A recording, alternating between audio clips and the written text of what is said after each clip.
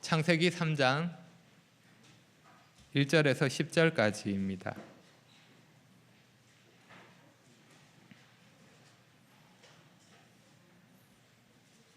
창세기 3장 1절에서 10절까지 제가 읽겠습니다.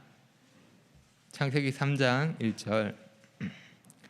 그런데 뱀은 여호와 하나님이 지으신 들 짐승 중에 가장 간교하니라. 뱀이 여자에게 물어 이르되 하나님이 참으로 너희에게 동산 모든 나무의 열매를 먹지 말라 하시더냐. 여자가 뱀에게 말하되 동산 나무의 열매를 우리가 먹을 수 있으나 동산 중앙에 있는 나무의 열매는 하나님의 말씀에 너희는 먹지도 말고 만지지도 말라 너희가 죽을까 하노라 하셨느니라. 뱀이 여자에게 이르되 너희가 결코 죽지 아니하리라. 너희가 그것을 먹는 날에는 너희 눈이 밝아져 하나님과 같이 되어 선악을 알 줄 하나님이 아심이니라. 여자가 그 나무를 본즉 먹음직도 하고 보암직도 하고 지혜롭게 할 만큼 탐스럽기도 한 나무인지라. 여자가 그 열매를 따먹고 자기와 함께 있는 남편에게도 주매 그도 먹은지라. 이에 그들의 눈이 밝아져 자기들이 벗은 줄을 알고 무화과 나무 잎을 엮어 치마로 삼았더라. 그들이 그날 바람이 불 때 동산에 거니시는 여호와 하나님의 소리를 듣고 아담과 그의 아내가 여호와 하나님의 낯을 피하여 동산 나무 사이에 숨은지라. 여호와 하나님이 아담을 부르시며 그에게 이르시되 내가 어디 있느냐. 이르되 내가 동산에서 하나님의 소리를 듣고 내가 벗었으므로 두려워하여 숨었나이다. 10절까지 읽었습니다. 7월과 8월은 방학을 맞이해서 그동안 해왔던 누가복음 강해를 잠시 쉬고 다양한 본문으로 말씀을 살펴볼 예정입니다. 하지만 저는 여전히 창세기를 벗어나지 못하고 있습니다. 지난주에 우리는 예수님이 제자들에게 하신 말씀으로 제자들에게 하신 질문으로 우리 자신들을 돌아볼 수 있었습니다. 너희는 나를 누구라 하느냐라는 질문이었습니다. 일부러 맞추려고 한 것은 아닌데 오늘 말씀도 비슷한 질문이 될 것 같습니다. 하지만 오늘 말씀이 지금 우리에게 꼭 필요한 말씀이라는 믿음을 가지고 본문에 나오는 질문을 통해서 우리 자신들을 살펴보기를 원합니다. 어떤 질문입니까? 오늘 우리가 살펴볼 질문은 하나님이 첫사람 아담에게 하셨던 질문입니다. 하나님이 아담에게 이렇게 질문하셨습니다. 내가 어디 있느냐? 이 질문은 하나님이 아담을 찾으시면서 하셨던 질문입니다. 그런데 하나님은 왜 아담에게 이런 질문을 하셨을까요? 마치 숨바꼭질하는 것처럼 아무리 찾아도 아담이 보이지 않으니까 내가 어디 있느냐? 이제 그만 나와라. 이런 의도로 말씀하신 걸까요? 아니겠죠. 하나님은 아담이 어디 있는지 알고 계셨습니다. 아담이 어디 있는지 몰라서 이 질문을 하신 것은 아닙니다. 이 질문은 단순히 아담이 있는 장소를 묻는 것이 아니라 하나님이 아담에게 스스로를 돌아보게 하시려고 하셨던 질문입니다. 그래서 우리는 이 질문을 통해서 많은 것을 생각할 수 있습니다. 지금 우리에게도 아주 의미 있는 중요한 질문이 되는 것입니다. 내가 어디 있느냐? 여러분은 지금 어디에 계십니까? 네? 저는 지금 유평교회에 있습니다. 주님, 저는 주일을 맞이해서 이렇게 교회에 나와 있습니다. 그러면서 이렇게 반문할지 모릅니다. 집에서 쉴 수도 있는데 그렇게 하지 않고 피곤한 몸을 이끌고 이렇게 수고해서 여기까지 와서 이곳에 앉아 있지 않습니까? 하지만 저는 다시 똑같은 질문을 합니다. 지금 당신은 어디에 있습니까? 당신의 몸이 여기 있는 것은 압니다. 그런데 당신의 마음은 어디에 있습니까? 당신이 여기에 앉아 있는 것은 압니다. 그런데 당신의 신앙은 어디를 향해 나아가고 있습니까? 하나님을 향한 당신의 헌신과 열정은 어디쯤에 있습니까? 하나님과 당신의 사이의 거리는 어느 정도 됩니까? 당신은 하나님과 얼마나 가까이 있습니까? 혹시 그 거리가 너무 멀어서 하나님이 잘 보이지 않는 것은 아닙니까? 아니면 하나님과 당신 사이에 뭔가 다른 것들이 가로막고 있는 것은 아닙니까? 당신은 지금 어디에 있습니까? 오늘 이 질문이 하나님께서 우리 마음에 하시는 말씀이 되어서 내가 지금 어디에 있는지, 단순히 장소가 아니라 나의 마음이 어디에 있는지, 내가 지금 어떤 위치에 머물러 있는지, 내가 지금 하나님과 어떤 관계에 있는지 생각해 보기를 원합니다. 여러분은 지금 계신 곳, 그곳에 계속 머물러 계셔도 괜찮습니까? 그곳에서 한 걸음 더, 주님 더 가까이 나아가야 하지 않겠습니까? 이런 질문을 받으면 우리는 자연스럽게 우리 안에 있는 보안 시스템이 작동하는 것을 경험합니다. 윙 경보음이 울립니다. 그리고 본능적으로 나를 방어하기 위한 변명과 생각들이 떠오릅니다. 아담이 그러했습니다. 하나님이 질문하셨을 때 아내에게 책임을 넘기며 자신의 잘못을 인정하지 않았습니다. 우리는 그런 놀라운 능력, 초능력을 하나님, 아담으로부터 물려받았습니다. 그래서 우리 마음속으로 이렇게 말할 수 있는 겁니다. 내가 지금 여기에 있는 것은 다 그럴 만한 이유가 있기 때문이에요. 제가 괜히 이러는 게 아니에요. 제 나름의 어려운 상황이 있고 또 그럴 만한 일이 있어요. 남들 모르는 상처가 있어요. 누가 모르나요? 다 알아요. 그냥 시간이 필요해요. 언젠가 나아지겠죠. 네, 맞습니다. 그럴 수 있습니다. 다른 사람이 모르는 이유가 있을 수 있고 나름의 어려움과 아픔이 있을 수 있습니다. 시간이 필요할 수도 있습니다. 더디지만 그렇게 해서 나아질 수도 있습니다. 하지만 그렇다고 해서 그런 것들이 하나님과 멀어진 것에 대한 합당한 이유가 될 수는 없습니다. 식어버린 주님을 향한 열정에 대한 핑계가 될 수는 없습니다. 잠자고 있는 나의 신앙에 대한 변명거리가 될 수는 없습니다. 어떤 이유가 되었든 하나님을 피하고 있다면, 거리를 두고 있다면, 그리고 그런 상태로 계속 머물러 있다면 그것은 잘못이기 때문입니다. 하나님은 내가 어디 있느냐 하고 물으실 것이기 때문입니다. 우리의 신앙은 결국 하나님과의 올바른 관계에 달려 있습니다. 우리가 아무리 그럴듯한 이유를 가지고 있다 하더라도 하나님과 관계가 바르지 않다면 이 질문에 대해서 어떤 것도 바른 대답이 될 수는 없습니다. 그냥 핑계일 뿐입니다. 내 욕심대로 하겠다는 것을 다르게 표현한 것 뿐입니다. 더 나아갈 수 있는데 왜 자꾸 뒤로 물러나는 걸까요? 왜 여기서 그냥 주저앉으려고 하는 걸까요? 왜 더 갈망하지 않는 걸까요? 왜 하나님을 위해서 할 수 있는 일을 미루고 포기하는 걸까요?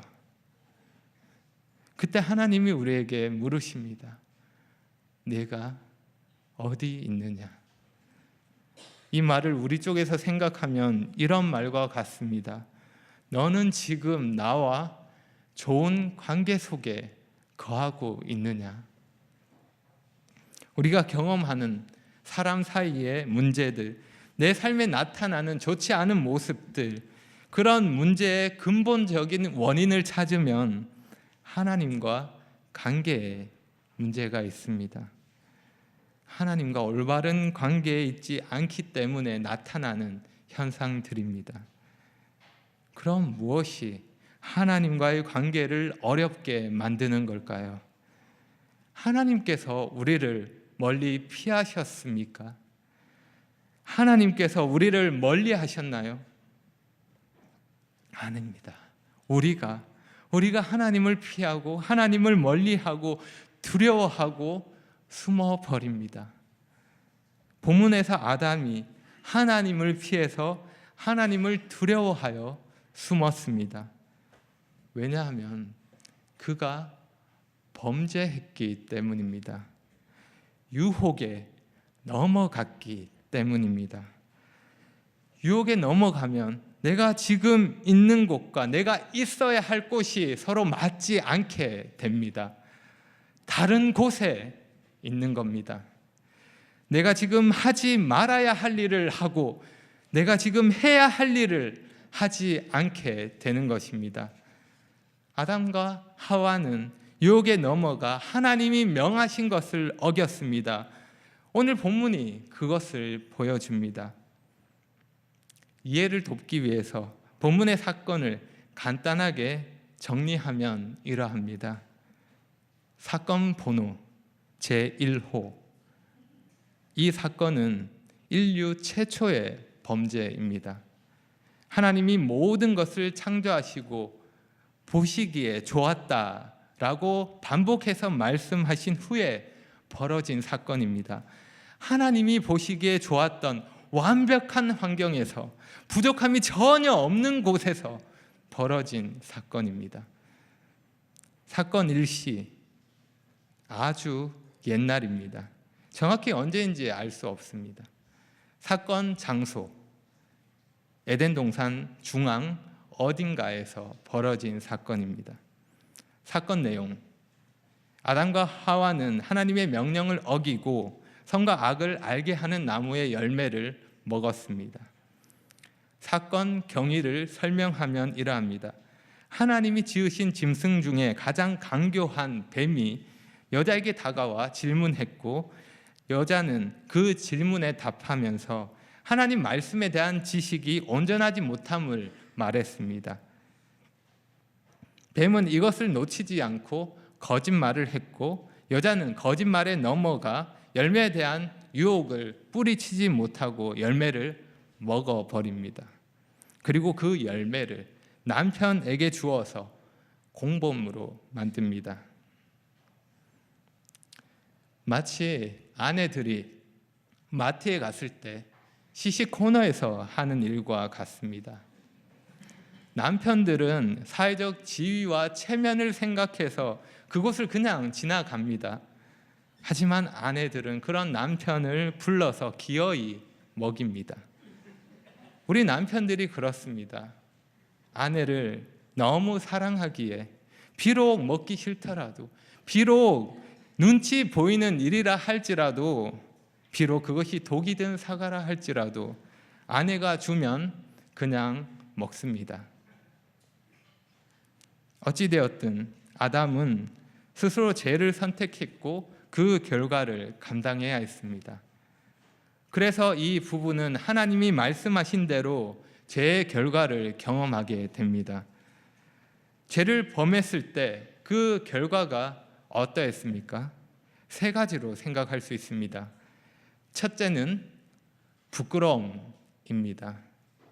죄는 부끄러움을 가져옵니다. 수치심을 줍니다. 열매를 먹은 후 아담과 하와의 처음 반응이 이러했습니다. 7절을 보시면 이에 그들의 눈이 밝아져 자기들이 벗은 줄을 알고 무화과 나무 잎을 엮어 치마로 삼았더라. 유혹에 넘어간 아담과 하와가 얻은 것은 부끄러움입니다. 그래서 인류 역사상 최초의 의상이 개발되었습니다. 뱀이 말한 대로 그들의 눈이 밝아졌지만 하지만 그들이 기대했던 것과는 다른 의미에서 밝아졌습니다. 가장 먼저 그들의 눈에 들어온 것은 벌거벗음이었습니다. 3장이 시작하기 전에, 죄가 들어오기 전에는 두 사람이 벌거벗었으나 서로 부끄러워하지 않았습니다. 하지만 죄는 사람에게 몰라도 되는 것을 알게 했고 부끄러움을 주었습니다.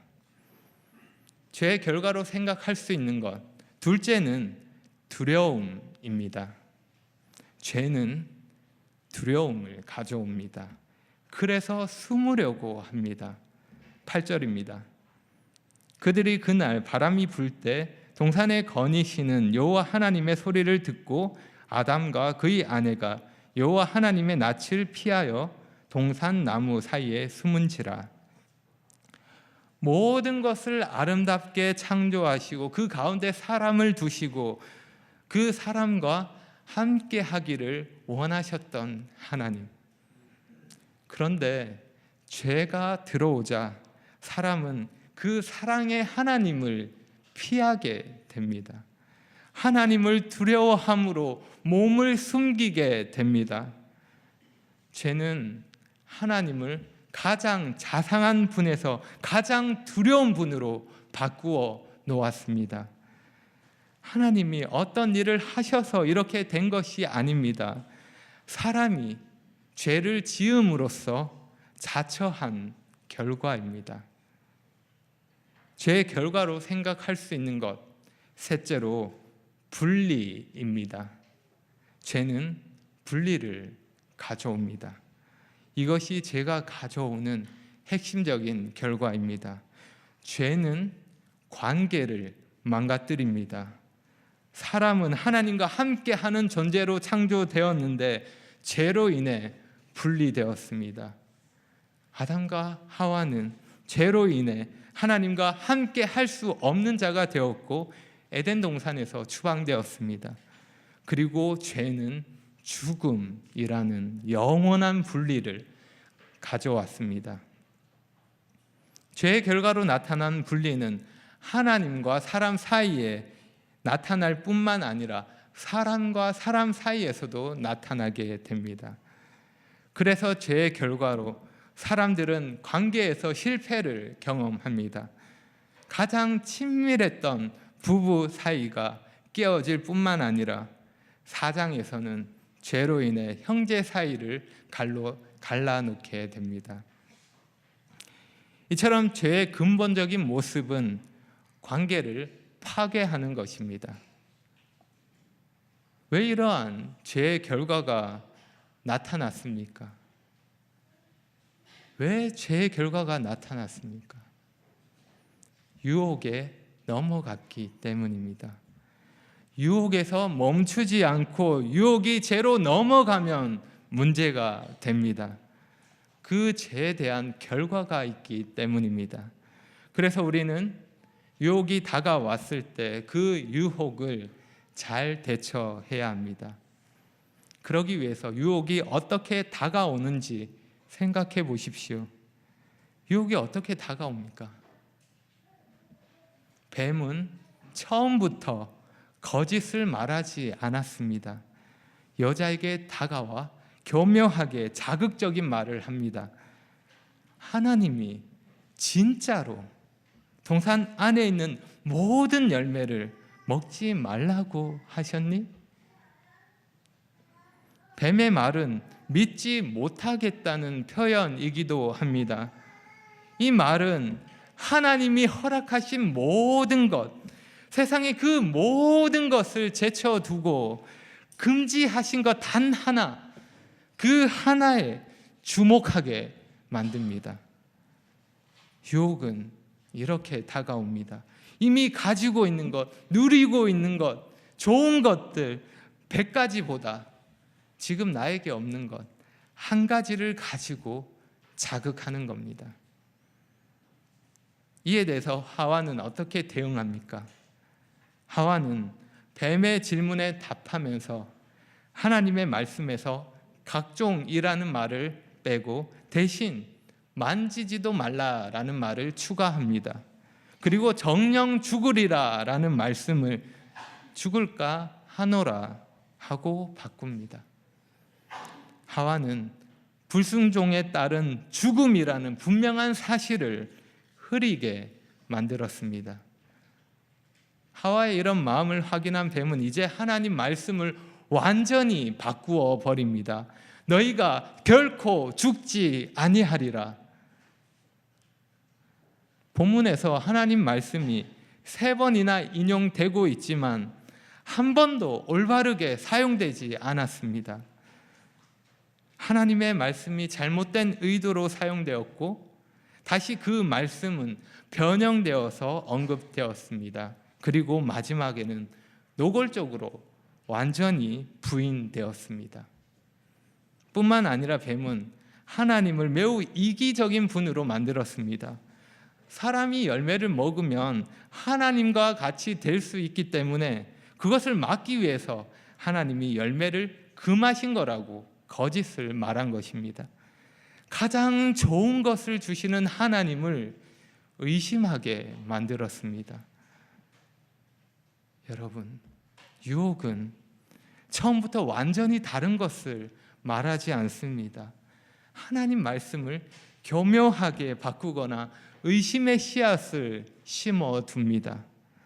그러면 그 의심의 씨앗은 자연스럽게 뿌리를 내리고 말씀과 반대되는 일을 하기까지 자라는 것입니다.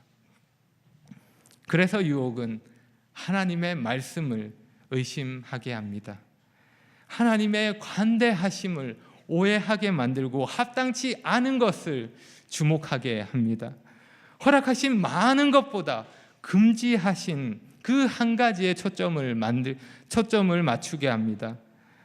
풍성한 은혜를 망각하고 자신의 위치를 잊어버리게 합니다. 그래서 결국 유혹은 하나님을 불신하게 만들어 버립니다. 그 관계를 깨뜨리는 것입니다. 여러분, 유혹을 잘 대처하기 위해서 꼭 기억하시기 바랍니다. 유혹은 악한 세력, 마귀가 전 인류를 대상으로 벌이는 사기 행각입니다. 유혹에 넘어가는 것은 사기를 당하는 것과 같습니다. 유혹이라는 이름의 사기를 피하시기 바랍니다. 피해자가 되지 마십시오. 사람들이 왜 사기를 당할까요? 뭔가 솔깃한 소리를 하기 때문입니다. 절대 나쁜 소리를 하지 않습니다. 큰 이득이 되고 남는 것이 있다고 꼬드기기 때문에 넘어가는 것입니다. 하지만 남는 것은 후회와 손해뿐입니다. 결코 좋은 것을 주지 않습니다. 마귀는 사기꾼입니다. 우리에게 있는 좋은 것들, 우리에게 주어진 기회들, 우리에게 허락된 가치 있는 것들을 빼앗으려고 합니다. 어떻게 해서든 우리를 무너뜨리려고 합니다. 어떻게 해서든 하나님으로부터 우리를 멀어지게 합니다. 어떻게 해서든 사람과의 관계에서 흠집을 내고 문제를 만들려고 합니다. 그럼 마귀로부터 사기를 당하지 않기 위해서 어떻게 해야 할까요? 말씀을 제대로 아는 것이 필요합니다. 하와처럼 대충 알고 정작 필요할 때 다른 말을 하는 것이 아니라 제대로 알고 제대로 기억하고 제대로 따라야 하는 것입니다. 또 한 가지 중요한 것은 어떠한 유혹이 온다 하더라도 어떠한 사기 공세가 내 눈앞에 펼쳐진다 하더라도 하나님의 신실하심과 하나님의 선하심을 의심하지 말아야 합니다. 하나님을 전적으로 믿으시기 바랍니다. 하나님과 좋은 관계를 유지하기 위해서 필요한 것은 신뢰입니다. 어떤 관계이든지 신뢰가 없으면 그 관계는 건강하게 유지될 수 없습니다. 우리가 하나님과 좋은 관계에 거하려면 무엇보다 하나님을 신뢰해야 합니다. 때로 우리는 살면서 하나님에 대해서 오해할 수 있습니다. 그런 상황일 때 우리는 더 쉽게 유혹에 노출되고 더 쉽게 유혹에 넘어갈 수 있습니다. 특별히 마음이 어려운 때일수록 더욱더 조심하며 하나님을 붙드시기 바랍니다. 그리고 그 유혹이 올 때 이렇게 말씀하십시오. 사기치지 마라. 한번 따라해 볼까요? 시작. 사기치지 마라. 네. 저를 보고 말씀하시면 안 됩니다. 여러 가지 유혹이 찾아올 때 그 유혹 앞에서 이렇게 말씀하시기 바랍니다. 사기치지 마라. 난 그런 속임에 넘어가지 않는다. 너무 직설적인 말인 것 같아서 좀 따라하기에 어려운 분들은 이렇게 하셔도 됩니다. 사기치지 마세요. 사실 우리가 이렇게 말할 수 있는 것은 오늘 본문의 사건이 이것으로 끝난 것이 아니기 때문입니다. 죄와 그에 따른 결과로 사건이 종료되었다면 우리에게는 희망이 없습니다. 절망밖에 없습니다. 하지만 우리 하나님은 죄인들에게 은혜를 베푸시는 분이십니다. 인간의 타락 속에서도 하나님은 인간을 향한 희망의 메시지를 언급하십니다. 그것은 여자의 후손을 말씀하신 것입니다. 하나님이 말씀하신 여자의 후손에 대해서 원시 복음이라고 하는데 여자의 후손으로 오실 그리스도께서 마귀를 멸하실 것을 말씀하신 것입니다. 그런 후에 하나님은 아담과 하와에게 가죽 옷을 지어 입히셨습니다. 그들이 스스로 무화과 나무 잎을 엮어 치마를 만들었지만 자신의 수치를 가릴 수 없었던 것을 하나님이 가죽 옷을 만드셔서 덮어주셨습니다. 당시 아담에게 가죽 옷은 상상할 수 없었던 것이었습니다. 가죽 옷을 만들기 위해서는 짐승의 생명을 취해야 했습니다. 자신의 수치를 가리기 위해서 다른 생명이 희생되어야 했습니다. 아담은 지금까지 희생이라는 것을 실제로 경험한 적이 한 번도 없었습니다. 죄를 범한 나를 위해 다른 생명이 희생되는 것을 처음으로 본 것입니다. 이 장면은 자연스럽게 예수님을 생각하게 만듭니다. 나의 죄 때문에 예수님이 희생되셨기 때문입니다. 나를 대신해서 예수님이 죽으심으로 내가 받아야 할 형벌을 받으셨고 죄의 결과를 바꾸셨습니다. 그 모든 죄의 결과를 뒤집으셨습니다. 죄의 결과가 무엇이었습니까? 첫째, 부끄러움. 그래서 예수님께서 나의 부끄러움을 덮어주셨습니다. 나의 수치를 대신 짊어지시고 사랑으로 나를 감싸주셨습니다.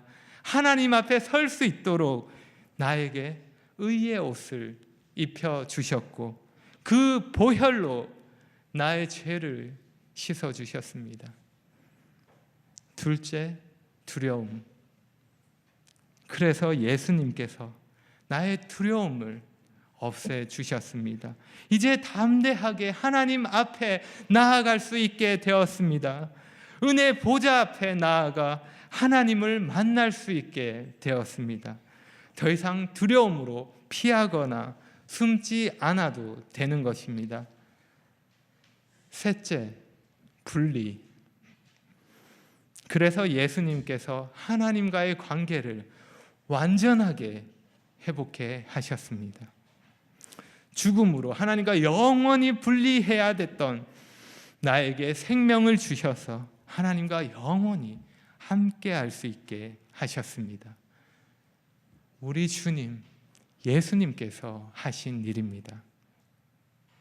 우리의 죄 때문에 우리가 받아야 할 죄값을 대신 치르시고 죽음에서 우리를 살리신 예수님, 그 예수님을 생각하고 그 은혜를 기억할 때 우리가 어떻게 해야 하겠습니까?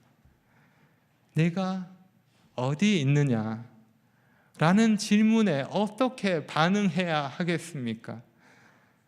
하나님 말씀을 기억하고 하나님을 신뢰함으로 유혹을 거절하는 것이 우리의 마땅한 반응일 것입니다. 우리는 사람이지 하나님이 아닙니다. 하나님이 되려고 하지 마십시오. 우리는 그냥 하나님 말씀에 순종하면 되는 것입니다. 그것이 우리의 행복이고 가장 가치 있는 삶입니다. 유혹 앞에서 어떻게 할까? 고민하지 마십시오. 그냥 그 말씀에 따라 거절하는 것이 최선입니다. 하나님은 내가 어디 있느냐 하고 물으십니다. 이 질문은 우리 모두를 향한 질문입니다. 아직 예수님을 믿지 않으신 분들은 하나님께 나오시기 바랍니다. 숨지 말고 하나님께 나와서 은혜의 하나님을 만나시기 바랍니다.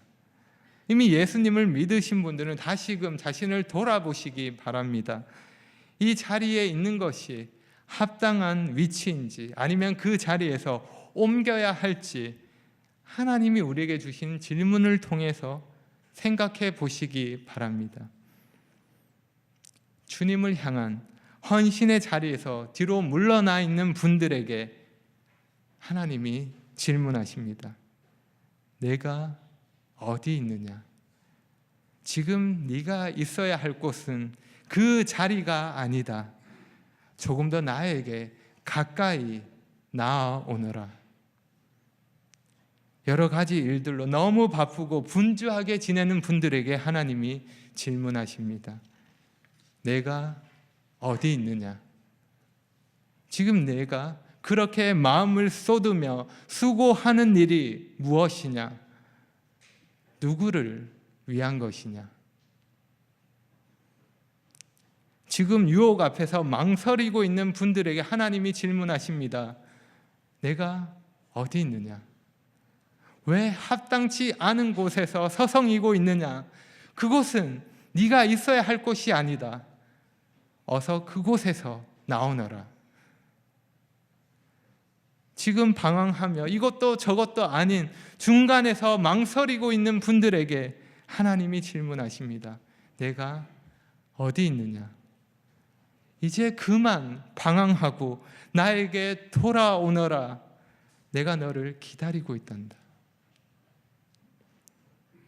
수고하고 무거운 짐을 지고 힘들어하는 분들에게 하나님이 질문하십니다. 내가 어디 있느냐? 왜 무거운 짐을 혼자서 지고 그렇게 괴로워하고 있느냐? 나에게 와서 그 짐을 내려놓아라. 내가 너에게 안식을 허락하리라. 기도하겠습니다.